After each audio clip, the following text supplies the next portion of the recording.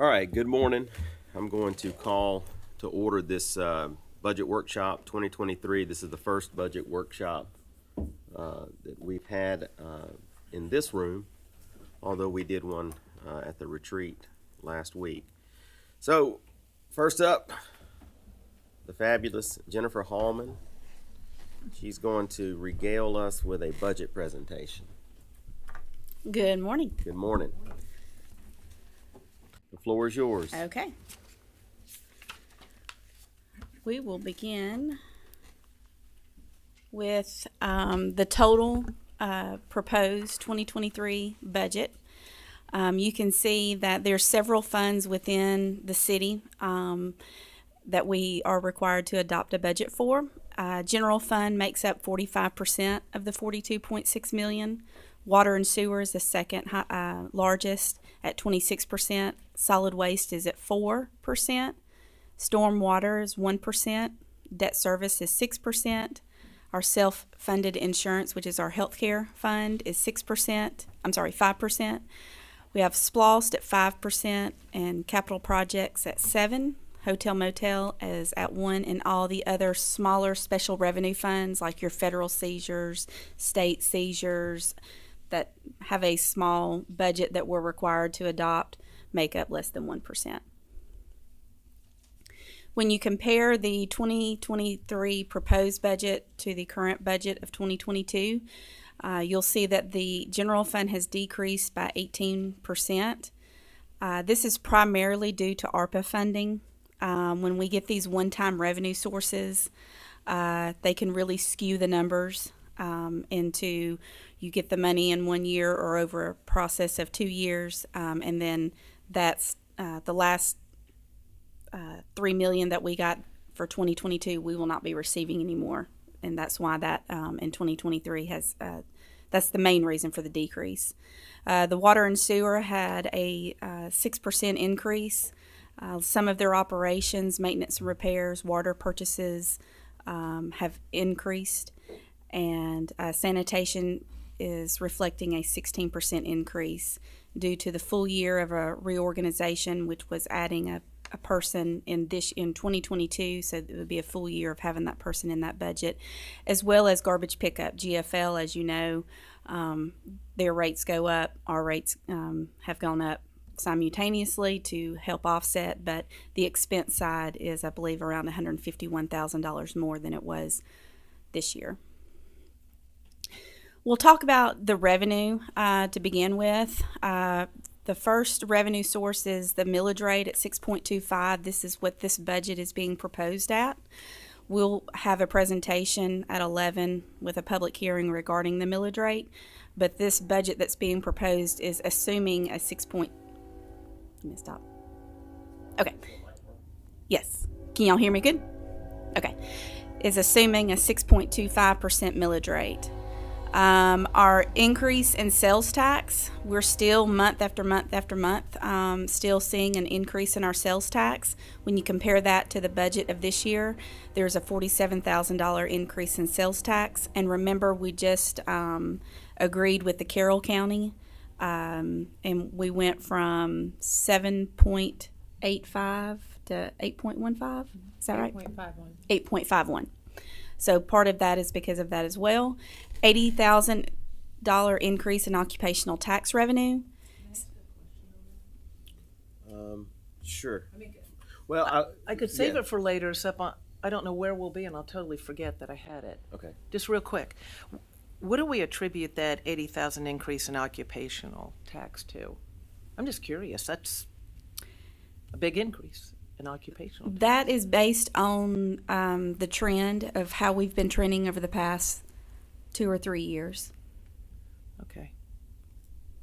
Also, we'll have department heads here after lunch, so I'll keep notes of questions and we can talk to them specifically about these things. Okay. yeah, let me, and I probably should have done this, so let me just take a breath for a minute. Just save the questions. Oh, well, no. I mean, if something comes up and we need to hit it, I don't mind. But I do want to try to see if we can, keep with a little bit of this schedule. So I should have gone over the schedule when we opened this morning. The way this is going to play out today is at 10 a.m. we're going to listen to Jennifer and maybe some chiming in from Sarah on the presentation. They're going to present this budget. Hopefully we can get that done by 11, because at 11 we need to do a millage presentation and a public hearing. After that, we'll come back to budget presentation again until noon, when we'll take a lunch. And after lunch, we'll come back here again, probably approximately at 1:30, and we will continue on with budget presentation and have all department heads here so that questions can be asked. But no, if something comes up and it feels kind of like you need to get it, then that's fine. But we'll try to stick to this. I probably Okay. should have said that earlier. Okay, But sure. Go ahead, Jennifer. Thank All right, you. sure. $697,000 increase in building permits. After discussions with Bobby Elliott, there are some projected building permits that are out there that's hopefully going to be occurring next year. While he gave us what he anticipated, or what was in the queue to say that was going to be starting or in the process next year, we did back that down to 70%. We wanted to stay conservative. We know with the economy, with supply and demand, so we didn't go full 100% on what the list, nor did he advise that either. But right now that is at 70%. 68,000 increase in recreation and Pine Mountain Gold Museum revenues. Again, that's due to, getting back to pre-COVID levels, additional programs that are being offered in Parks and Recreation. As you remember, last month I brought to y'all the new gymnastics program that was being offered in the Parks and Rec, and how that was generating additional revenue. $32,000 decrease in court fines. That is just based upon the trend that we're seeing this year and last year. So we did scale that back by $32,000. And again, I've mentioned the $6 million decrease in ARPA funds. We received $3 million in 2021, and the other $3 million in 2022. And 2023 does not include any of those, any of ARPA funds. As far as water and sewer, we are proposing the 5% water volume rate increase, which is around $118,000. That is approximately 81 cents per month increase for the average customer that uses around 4,000 gallons. We could probably talk more at length about this, but we are trying to prepare ourselves for strategic planning on our water sources, our water purchases, of contracts that are coming up. What are we going to do? How are we going to handle it? So we're trying to make incremental increases to get to the point where we need to be in the next 3 to 4 years. Sewer rate increases, they are needed, but it is not included in the 2023 budget right now. According to our city manager, our current focus is on the water rate adjustments. Solid waste, I know y'all discussed a little bit about this at the retreat last Friday. A combination of these two options is going to be needed in order for this fund to be sustainable. While it's a great service for the city, it's not sustainable at the rate that we're charging, or the routes that we are going. So we need to do a significant rate increase and or have alternatives to cut back services in order for this fund to be sustainable. The proposed budget that you have before you is the solid waste fund is not balanced. There is a negative around $121,000 where expenditures exceed revenue by that amount. So we can talk about the options and what y'all want to do there. Overall total budget requests, and when we say total budget requests, that's personnel, additional operating in the sense of new projects, new programs, new ideas that departments wanted to request for this upcoming budget, and capital. We had $16.5 million worth of requests. As always, in every budget and in every entity, there's more needs and wants than there are dollars in the bank. But we had $16.5 million in requested budget request. We were able to fund $6.7 million, but we were not able to fund $9.8 million. Don't want to really jump into the millage rate, but I do want to put here or make the statement here. This is one of the reasons why we want to, or we're recommending to maintain the millage rate.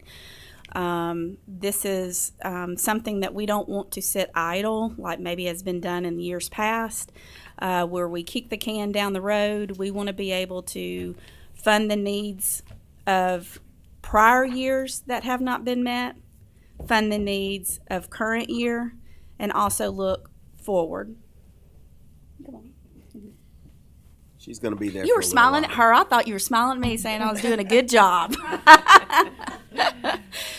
are doing a good job.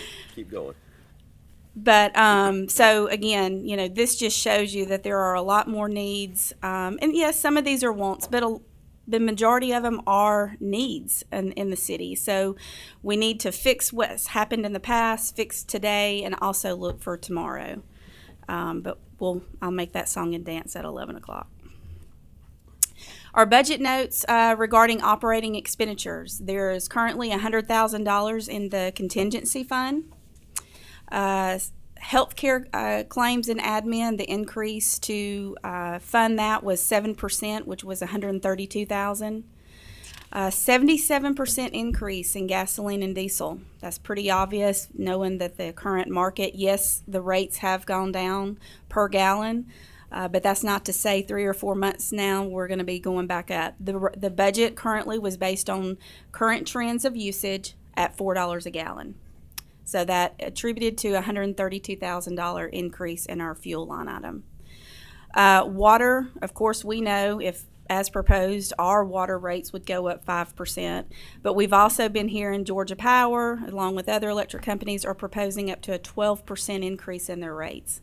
So again, for us, that was an overall 12% increase in our utilities, which attributed to around $40,000, and that was based on an analysis done by Amanda in my office, looking at how the usage was for each department and using those 5% for water increase and a 12% for electric. Also, what's in the budget and professional services in the city manager's department is $60,000 for branding, logo, website services. This is going to be a project for our public information officer, Ken, who has been in discussions with our city manager and deputy city manager about all three of these things. So we placed $60,000 in the budget for that. $30,000 for a salary study. As you know, the last one that was completed was in 2018. Other items that were included in the operating budget was $20,000 for, or our portion was $20,000 for a historic preservation resource assessment. That is the net of a $30,000 grant, so it's going to cost about $50,000. But in talking with Ron and P&Z, there is a grant out there that we could probably receive about $30,000. So the true cost to the city's budget would be $20,000. And according to that, he said that this is essentially catalogs of the individual structures and potential districts within the city that's used for various reports, grant applications, etc., and on file with the State Historic Preservation Office. And I believe this is required. And the last one, he said the current inventory assessment is the original from when the commission was founded and was conducted by the University of West Georgia students. And I believe the city manager said this was something that was actually required for us to update. The next item is over $150,000 of various maintenance repairs at city facilities. This is like specific projects that our building maintenance manager made a list of all the different city facilities and the improvements that needed to be made on those. We were not able to do all of them or fund all of them, but at least there are some specific ones. Every department, or most every department, has a building maintenance and repairs that has funds for things that come up on a daily basis, but these were for specific projects, and we can go in detail about that this afternoon. $75,000 for Carol Tomorrow contribution, $79,806 for sponsorship to the crisis response team for an office or paramedic, and this is through the Carroll County Mental Health Advocates. I believe they came and made a presentation a few months back and had asked for the city's support in doing this position. $4,540 for Glock simunition training pistols. There's 10 of those in the budget, and $18,000 for some tasers, 5 of them. We added $10,000 in the senior center budget for rental of a van or a bus for them to make senior trips. They did request a bus, around $140,000. But we wanted to try this first to see how much it was going to be used, the needs, kind of let this be a test run. So we did. That was a significant an amount to put in the budget. That's why I put it out there. But they did ask for a bus, but that's not included in the budget. Also, what's included in the budget is $56,500 for a Parks Comprehensive Master Plan. Our Parks and Rec Director had requested this item, and this would look at the existing conditions of all of our parks, also list the needs and priority assessment of the parks. It would have a visioning section of the study, make recommendations, and then have final deliverables. This is something I believe she's asked for a couple of years, and she really feels strongly that this is something that would be of benefit for the city. The next item is $50,000 for a parks program consulting firm. Again, this is coming in and looking not so much at the parks land and the use as it is the programming, looking at, are we doing what we can do to help the schools. We need to be feeders to the schools when the kids are playing the rec programs, getting them ready for the school sports. This kind of helps make sure that we are doing that, enhance some areas that need to be enhanced, correct, take away, do whatever in order to make us be partners more with the school and the community. Again, there's no ARPA funding, or where we did it as transfers out of $6 million. There's various increases in the water and sewer fund operations for maintenance and repair of equipment, maintenance and repair of buildings, water purchases, fuel. All of those utilities, all of those showed increases just like in the general fund based on the $4 per gallon and the 12% utility and for electric and 5% for water. Sanitation also, again, had the $151,000 additional for garbage pickup, which is through GFL. So that is pretty much your operating budget. We'll kind of dive into your personnel. Our personnel, which is salary and benefits, which includes your Social Security match, your retirement, your insurance, is $14.2 million. This year, or 2022, it's $13 million, which is a 9% increase.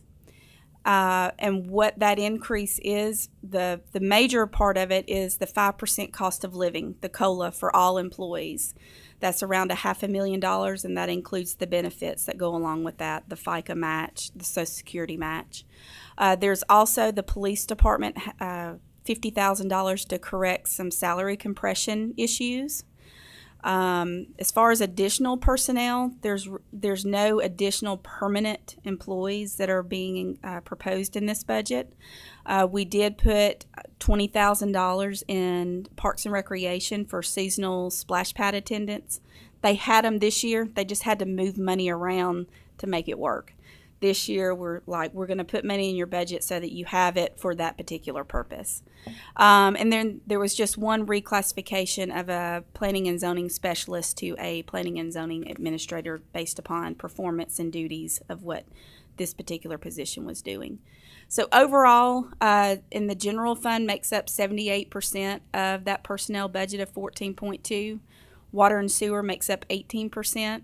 sanitation 3%, and stormwater is 1%. Self-funded insurance, that is part of the benefits that is offered to employees. There are contributions both from the employee and the city to fund this to pay for healthcare claims. There's a 7% projected increase in administrative claims of around $130,000. The budget is estimated at 90% of maximum claims. Our broker, our consultant comes to us and says, this is what we feel like based on trends, based on the analysis, your maximum claims is going to be X dollars. We have in the past budgeted at 90%, and thankfully, that's worked for us. So that 10% savings is actually stays in the funds. It stays in the general fund, stays in the water and sewer fund, and in the sanitation fund. The current cash balance is over $1 million. Last year we had a little bit of a rougher year, higher claims.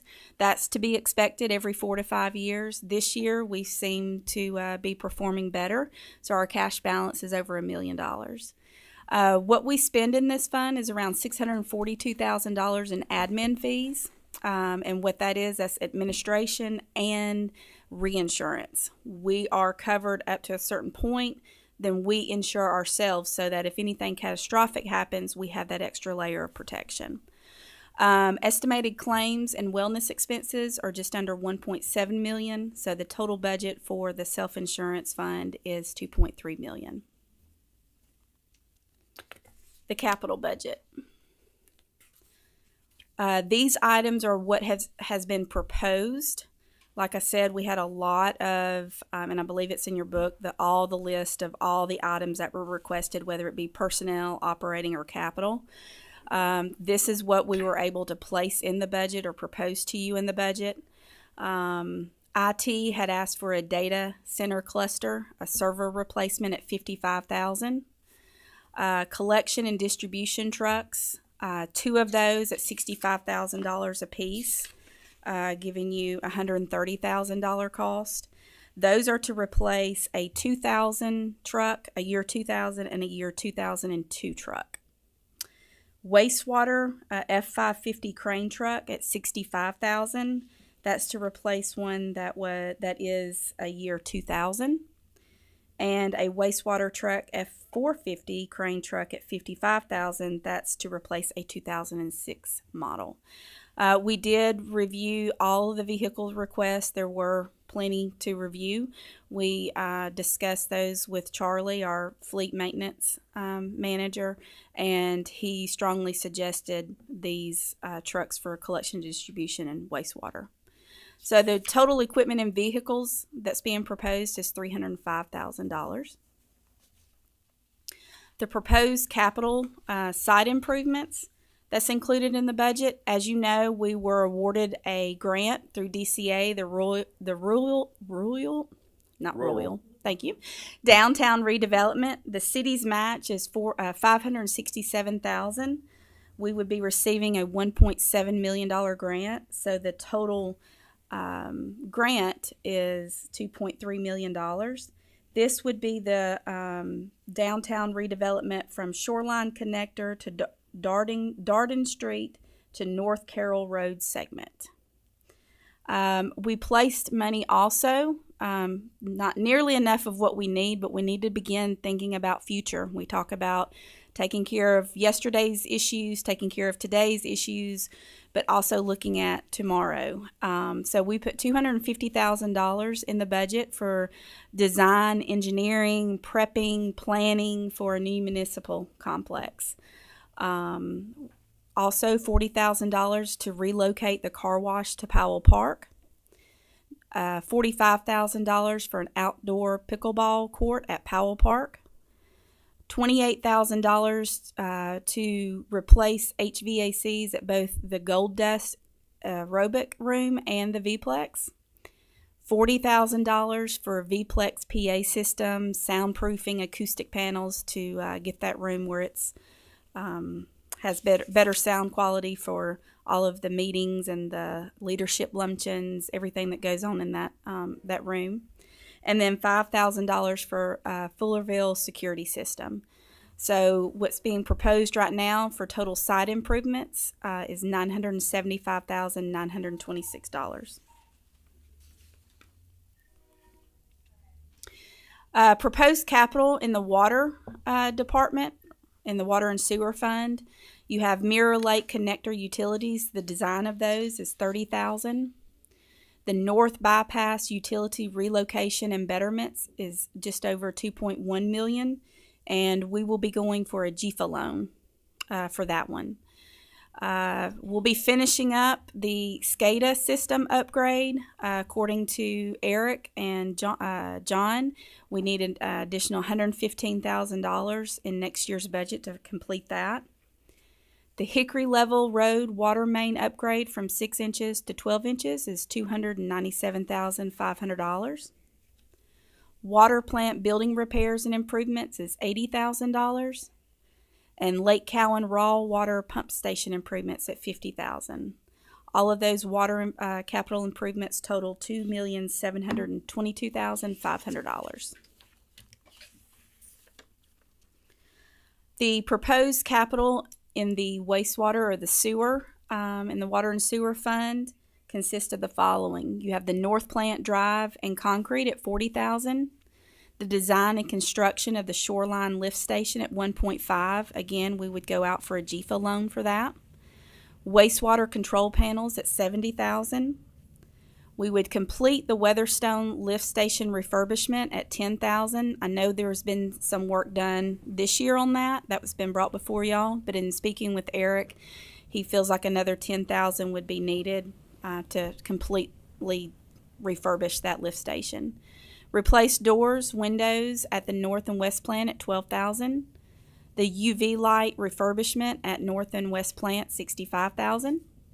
Automatic sampler replacements at $48,000. And north plant alternate 1 or 2, the design of that, we will be using ARPA funds at $142,500. So the total sewer capital improvements is $1,887,500. Proposed for distribution and collection, other than the trucks that were in the slides before, they've asked for $16,000 in pump replacements. So as far as the capital funded for 2023, excluding SPLOST, is $5.9 million. Looking at the funding of the capital, you say, okay, that's a lot of money. Where is the funding sources coming from? $1 million of it is coming from the general fund. Water and sewer is funding another $1 million.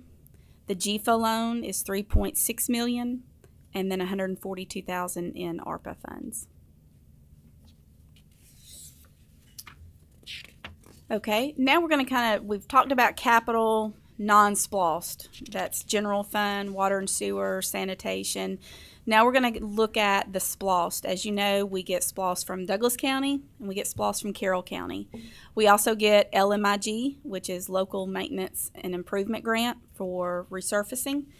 So this is just going to kind of give you a summary of how we've spent money in each SPLOST that we've received, whether it be from Carroll or Douglas, how much we have remaining, and then how we plan on using the remaining funds for each of the categories.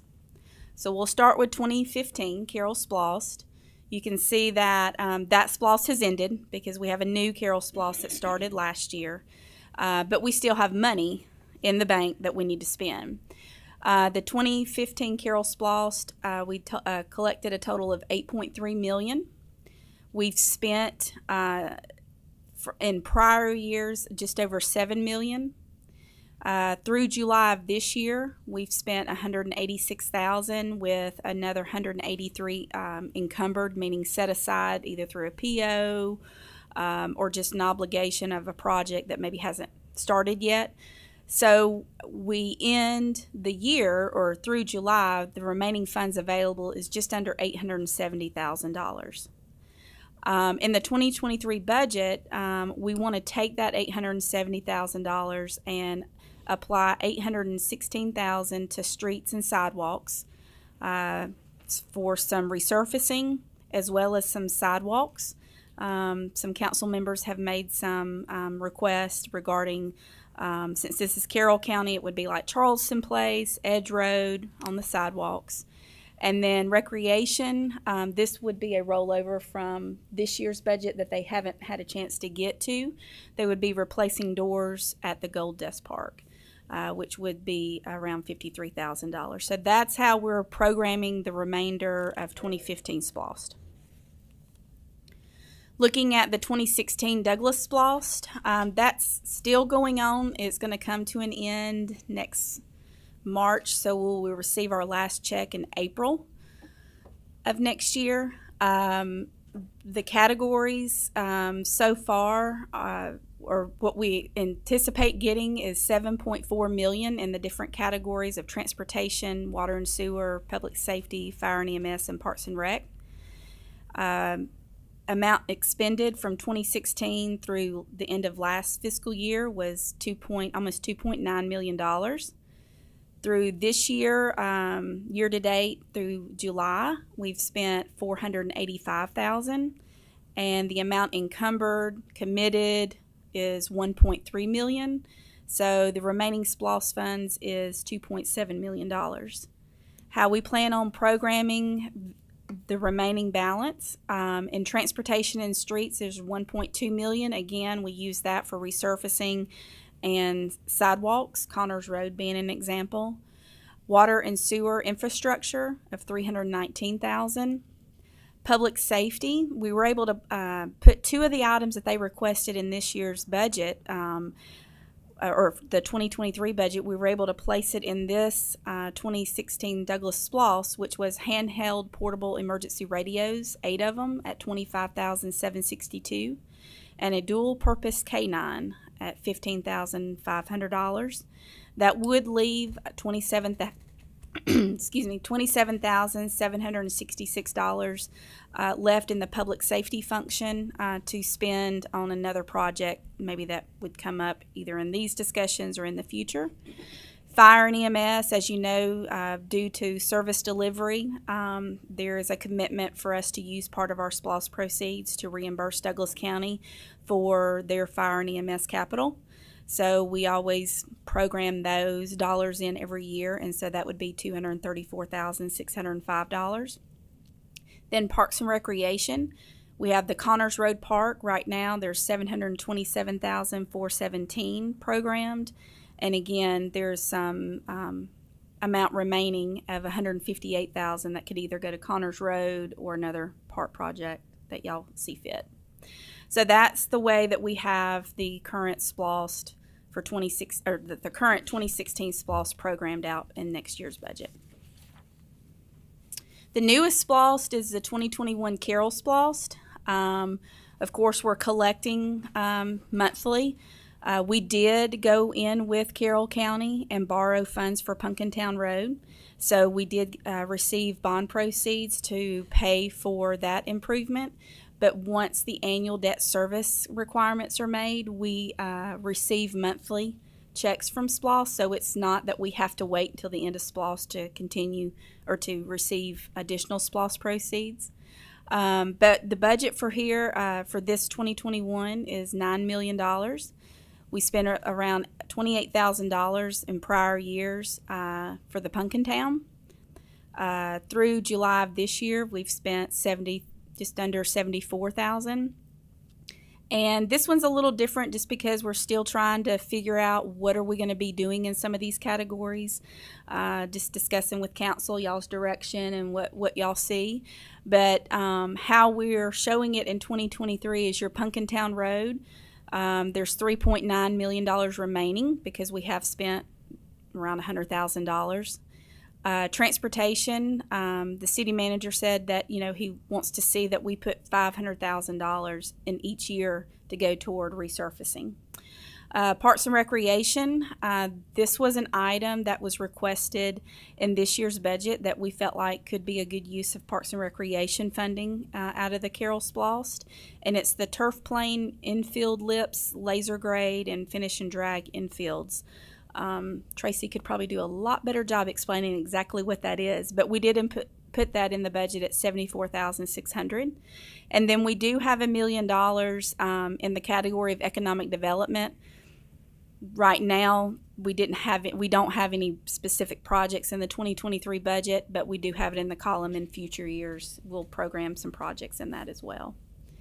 So there's the $8.9 million in Carol Splost.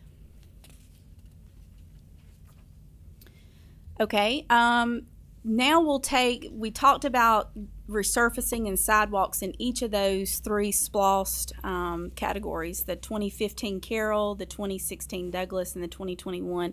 This kind of takes those plus the LMIG and puts it all together to kind of let you know how much money we have for road improvements, sidewalks, and resurfacing. The box on the top left shows you that our last resurfacing contract that went from October of 2020 to January of 2022. We used $763,000 from 2015 splost, $800,000 from 2016 splost. We used some LMIG, which comes from the state, $435,000. And then we were able to use project improvement fees. These were fees that were collected over a period of time to help with road improvements on particular streets. You can see the streets. I got the streets from Bobby of what streets we were able to use those project improvement fees. So our last resurfacing contract was just over $2.4 million. So looking at the next box, you can see for the 2023 budget, what funds do we have available to do resurfacing, sidewalks, any kind of road improvements. And you can see that we received LMIG this year of $185,000 that we have not used yet. We'll be receiving the 2023 LMIG from the state, usually in February of every year, of around $188,000. And then from those prior slides, you remember these amounts came from that. From the 2015 Carroll Splost, we have $816,000. 2016 Douglas Splost, we have $1.2 million. And the new 2021 Carroll Splost, we have $500,000. So the $2.9 million is what we are showing as available funds for 2023, 24, maybe depending on contracts and the price of everything, for sidewalks and resurfacing. Last but not least, our debt service for our bonds. They are Series 2022 bonds because, as you know, earlier this year we refied, or what they call refunding, to get a better rate and have some savings. But our debt schedule stayed the same. Our debt schedule being that our principal and interest payments are due in March of every year, and then another interest payment is due in September. So our principal payment due March of 2023 is $1.2 million with interest of $609,000. Interest due in September of 2023 is $586,000. So our total debt service payment for 2023 is $2.4 million. And that wraps up my presentation. What is the balance on that bond? Do you know that? I don't know off the top of my head. The principal balance? Let's find that out. Okay. All right, council. Anybody have any questions?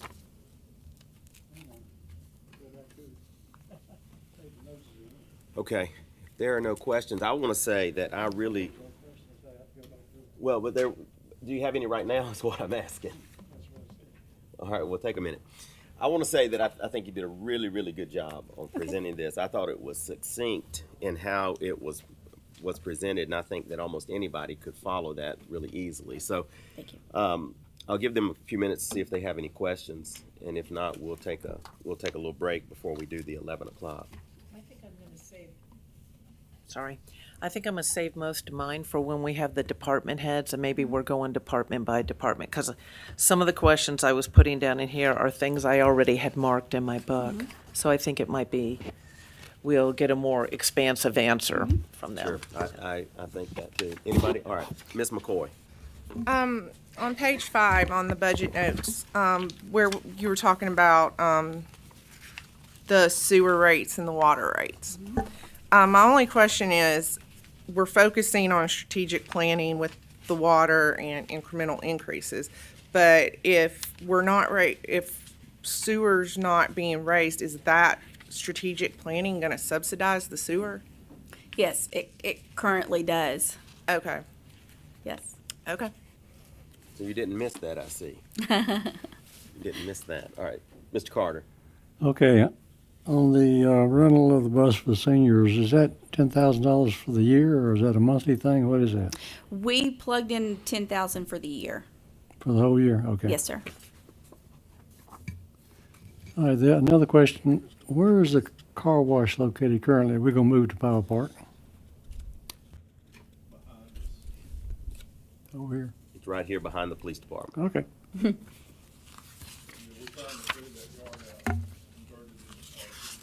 Anything else, Mr. Carter? That take time. We have some extra time. I'm not trying to rush through. I don't mind. She got through a little faster than we thought she would. Yeah. I did get an answer on the question about the occupational tax.